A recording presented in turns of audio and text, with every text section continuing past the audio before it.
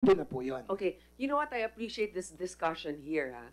But this is something that you could do without having to be here in plenary to discuss this. So if there was just more coordination, and I don't blame you, I guess this is a learning experience again. Aba.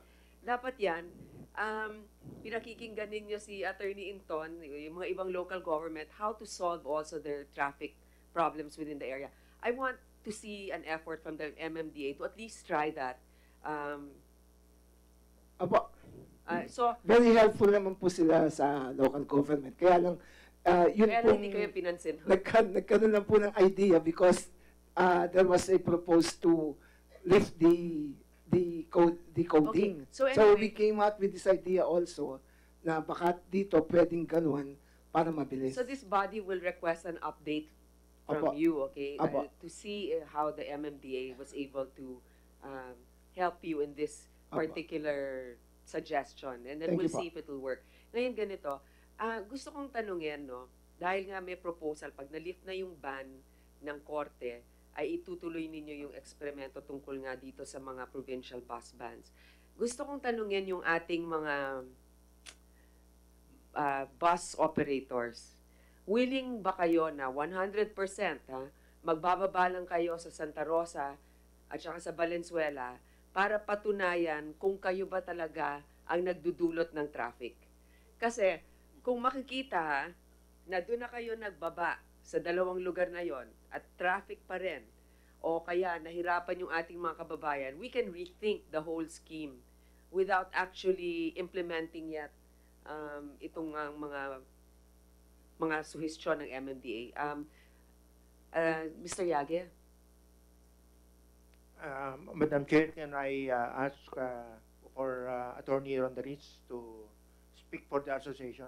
Is Sige the po. President? Yes. Good afternoon po, Madam Chair, Honorable Senators. Actually, the idea crossed our minds a long time ago. It's just that if we do it, can we have an assurance that we will not be prejudiced on the basis of our franchises? Because if we do so, we might be violating our franchises, Your Honor.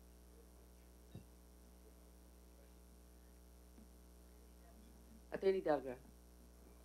Ang una po kaming nagkita dun sa korte, and we were able to explain our respective points from the point of view of government and from the point of view of the bus operator. And there's not much difference insofar as yung pananaw is concerned, no, in having to address and rationalize our public transportation system. Ang buod nito basically is, do we want 100 or so terminals in EDSA or just a few, 4 or 5 integrated terminal exchanges? Yun lang po ang gusto nating klaruhin doon. And we appreciate the statement coming from the bus operator na yun ang paningin din nila. Yung assurance po, sinasabi na namin yan dati pa. And we have been, si Mr. Alex Yage and the rest, Giovanni, are privy to this assurance that we have been giving them. Sir, what 4 or 5 terminals are you looking at within EDSA? We need to take out all those privately managed bus terminals, wherever it is. But Oo nga, pero saan yung- we're starting with EDSA. As identified by MMDA, we're talking about 46, mostly located in Quezon City and in Pasay City. Okay. Yung ating sa Move Manila, meron kayong comment dyan? Good afternoon po. Ako po si Toik sa Commute. Yeah. Respectfully po sa pag-uusap tungkol sa emergency powers bilang pagsalag po sa injunction at para pabilisin siguro ang mga proseso, no? Sa usapin ng provincial bus ban, didiretsahin ko po kayo that the injunction was a relief for us kasi kahit anong pag-oppose namin sa panukalang malalayong Santa Rosa at Valenzuela Integrated Terminals, itutuloy. Parang ang dating sa amin, itutuloy at itutuloy ang planong to. So, in this discussion, I suppose we ask, is there space for commuters in these emergency powers? How can we be assured that we will be really consulted and our concerns are really addressed? Kasi sa totoo lang, agree din po ako kay Attorney Inton, ang palagay po namin sa commuters, kulang na kulang po yung PUV supply. Yun talaga yung rason kung bakit matagal yung aming pag-aantay bago makasakay.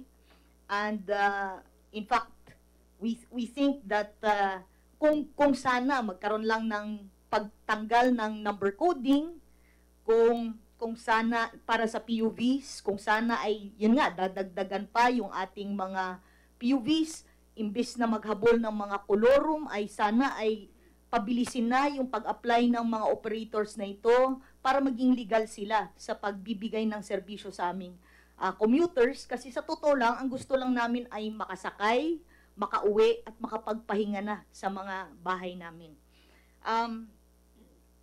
I suppose we also want to say that sana kapag ka may mga plano, nakukonsulta kami. So, may napag-uusapan dito mga master plan, and to be honest, this is the first time that we've heard of that, and we will try to study it as a coalition para naintindihan din namin yung ano ba ang patutunguhan ng transportation, public transportation, insofar as commuters are concerned. Sana kasama kami sa mga discussions, because to us, ang important na performance indicators po ng mga government agencies natin, para sa amin ang pinaka-importante po ay waiting time. Kapag ka nagbukas ba ang Valenzuela o Santa Rosa, mababawasan ba ang waiting time? Mababawasan ba yung aming travel time? Mababawasan ba yung cost ng aming travels? At mababawasan ba yung transfers? Yun po, sana po makonsider po yung 4 indicators na yun, because those are the things that matter to us as commuters. Kapag mangyari po yun, naku po, kami po mismo ang susulong sa mga panukala ninyo. Hindi kami kukontra dyan. So, yun lang po. Gusto kong tanungin muna siguro siguro Senator Tolentino, tapos gusto kong marinig ang isang constitutional expert, si Professor De Vera. So, Senator Tolentino is recognized. Siguro, I reiterate the statements I mentioned a while ago concerning the bus consortium for city buses. And I request Yusek Reynoso, since you mentioned a while ago that you're having the master plan updated right now, that you include that. And for the provincial bus plan of MMDA, take into consideration that the consortium would serve the endpoints of the provincial bus terminals.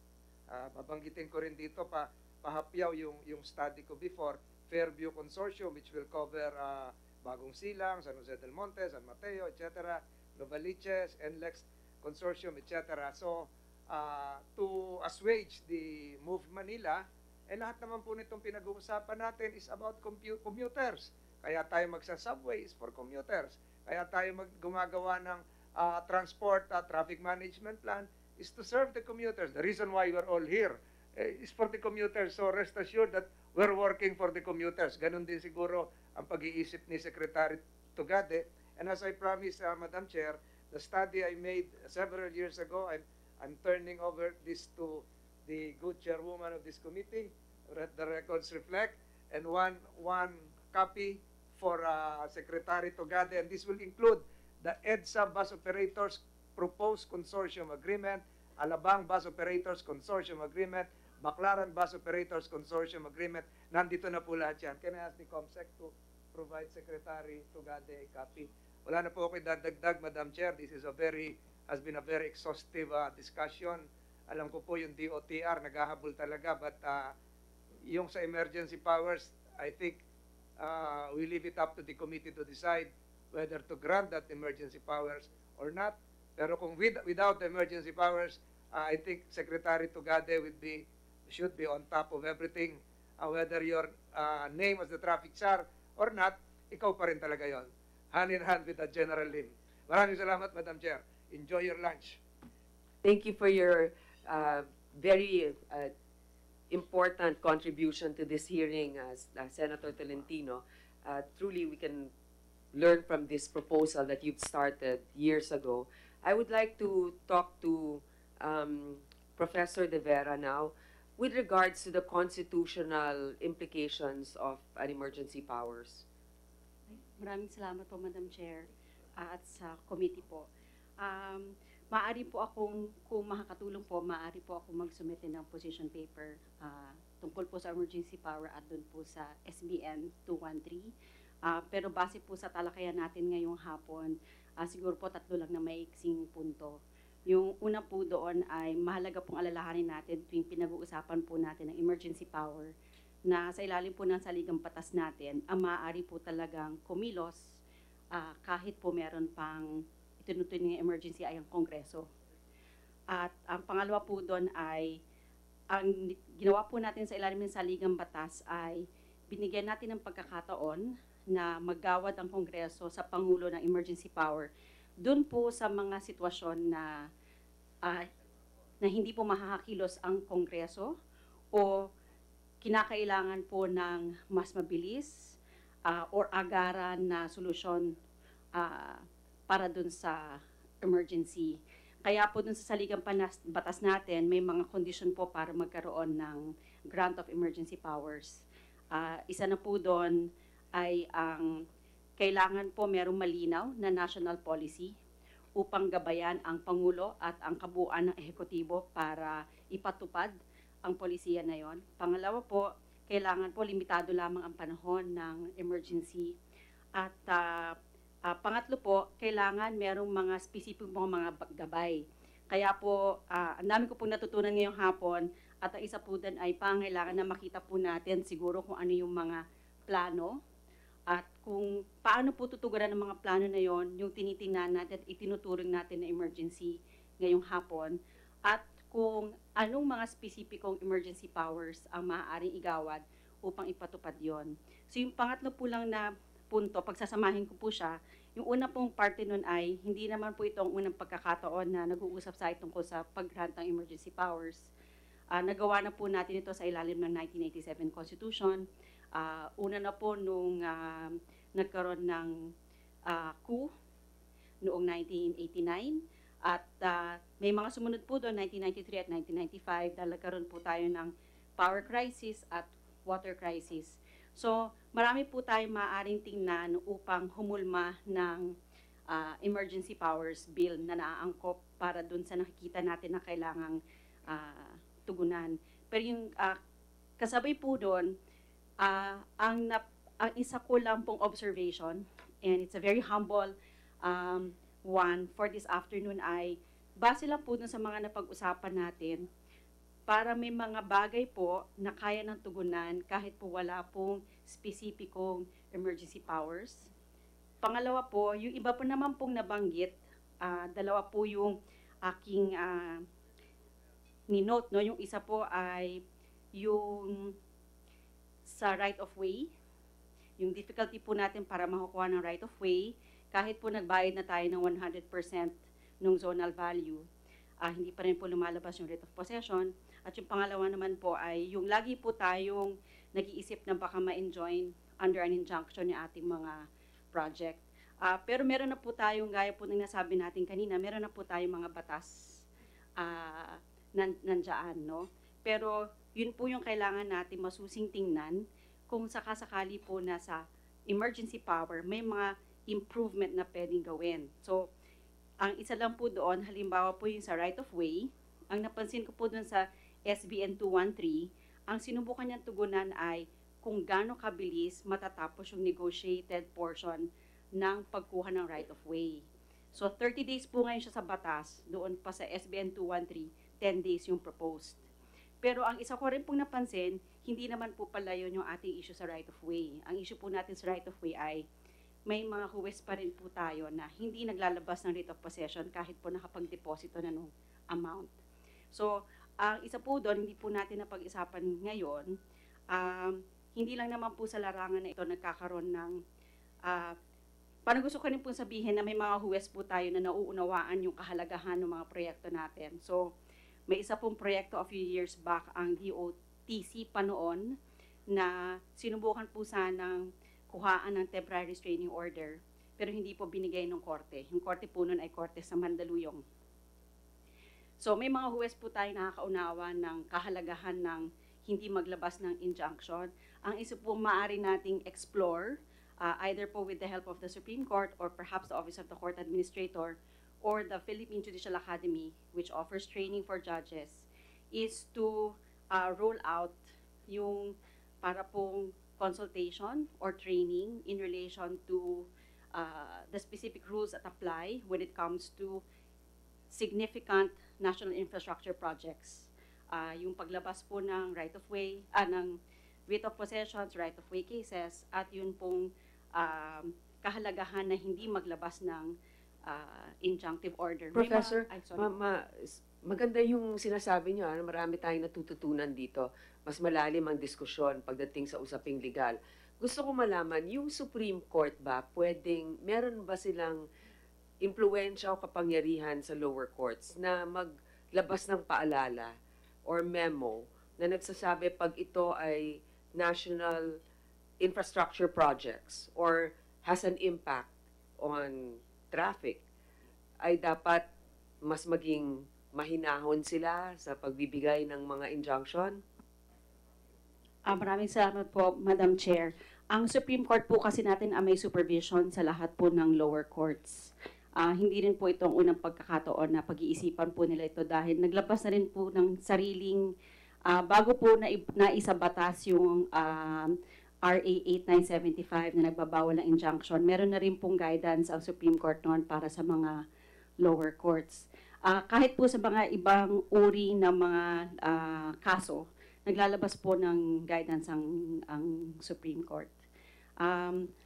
Hindi ko lang po maalala ngayon kung ano yung mga ibang ahensya, pero may mga iba po tayong ahensya ng gobyerno na nagre-request po either through the Supreme Court or the Philippine Judicial Academy na makapag-offer po ng training sa mga judges para po maunawaan nila yung kung paano po ang pinakamaigi na pagpapalakad ng mga proseso. In fact, Madam Chair, earlier during the hearing, I read a memo of the Office of the Court Administrator precisely pointing out to these judges that they're supposed to issue the writ of possession once 100% of the value of the property or the zonal value is deposited. And in the course of the hearing, you still can determine the final value, but for purposes of immediately taking possession, the deposit of 100% of the zonal value is sufficient, and it should be immediately issued. Sabi na po ng Supreme Court yan, citing a case. Pero hindi po sinusunod ng mga juez for some mysterious reason. Hindi ko na po masabi kung ano yung rason on the record, but obviously something is happening. And that is why it is not unusual, Madam Chair, your suggestion that maybe the executive branch, the pertinent office, should sit down with the court administrator and tell him, look, what are your judges doing? This is an example of public interest being grossly prejudiced by the misbehavior and of your judges, notwithstanding the very clear directive from the Office of the Court Administrator. This is what is happening on the ground. Something is wrong. You know, these things can be done. There's nothing wrong with it because these are not private matters. These are matters that involve public interest. And I do not know if this is being done, but it should be done if we are using your description. Kailangan tutukan mo talaga ito. Thank you, Madam Chair.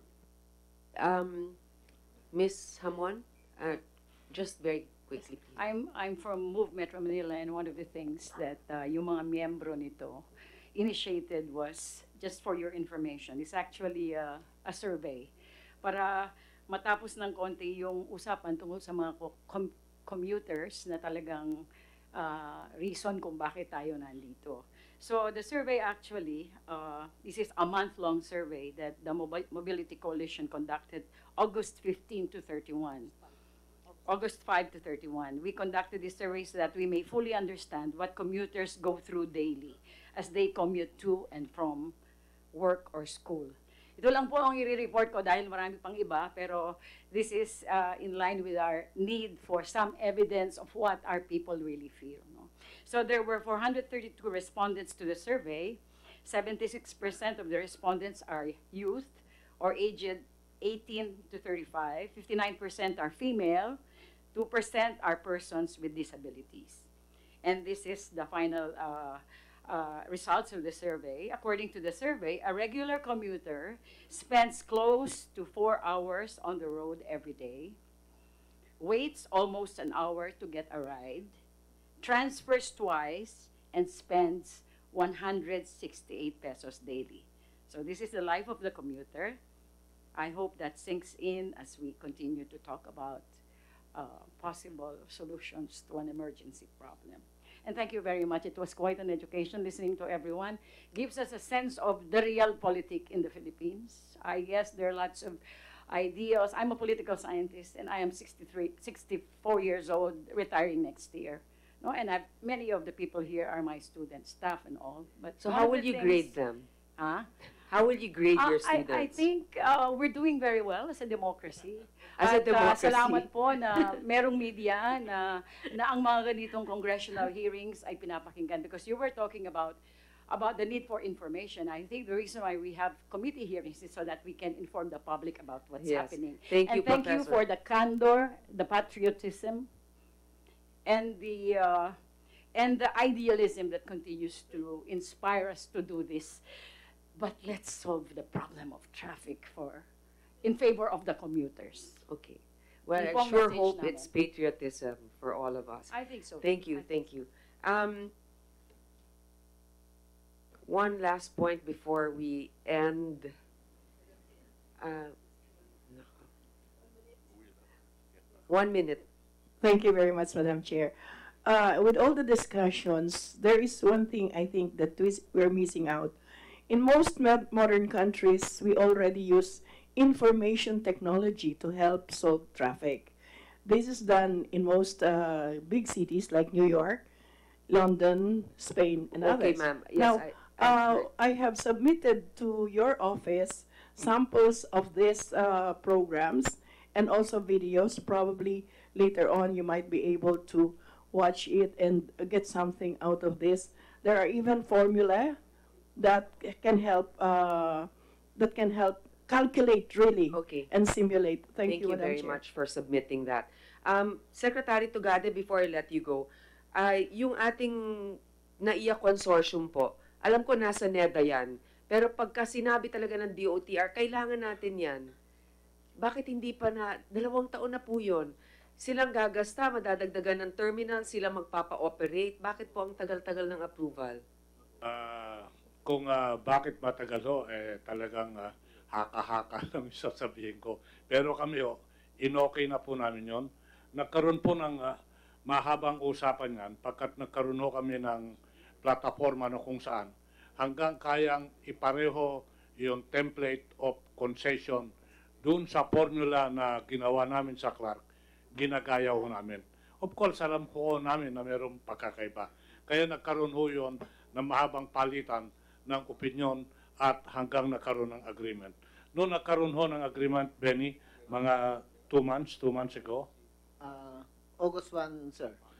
August 1, agarang ibinigay ho namin sa NEDA po yan.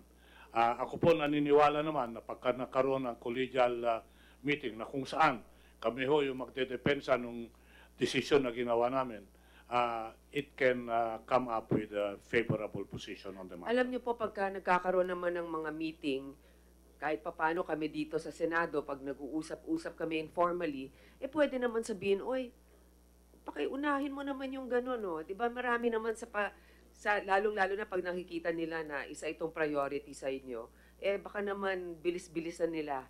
Diba? Kasi minsan, konting lambing lang po na para unahin din yung mga bagay na dapat unahin. Okay, so with that, I would like to thank all of our resource today. Recap lang po ng ating pinag-usapan. At the outset of this public hearing, we all agreed that we needed research-based and data-driven proposals to solve traffic. The present crisis is preceded by decades of piecemeal or tingi-tingi planning and implementation. For example, the idea integrated terminals had existed since 2 administrations ago. It was continued in the Aquino administration with the bidding of the PITX and the Taguig ITX, and the PTEX opened only for city terminals in Laguna and Valenzuela to be designated as new provincial terminals. What we need is a transportation system master plan which identifies short, medium, and long-term projects with sufficient funding and achievable deadlines. Moreover, we need implementation. I think no other urban area in the world has a longer list of unimplemented plans and decades of study than Mega Manila. We are now making this clear. Our existing laws are sufficient for the purpose of procurement and right-of-way acquisition. The Supreme Court already issued cases and circulars addressing the delays in these cases. Clearly, for all intents and purposes, under these existing laws, a lot could have been done with or without emergency powers. It is not the lack of powers, but the lack of a master plan. We have an approved dream plan, but it is unclear if our transport agencies have adopted it for implementation. The cost to implement the dream plan is less than what we are losing daily due to the traffic problem. Tama si Senator Ralph. Mas mahal pa ang ating nabubuwi sa traffic kaysa yung ating budget para solusyonan ang traffic. It is not the lack of powers, but the lack of a more proactive stand. We need firmer actions from the executive who can very well function as it is if they want to. It all begins with pukpok talaga ang kailangan. Alam niyo po,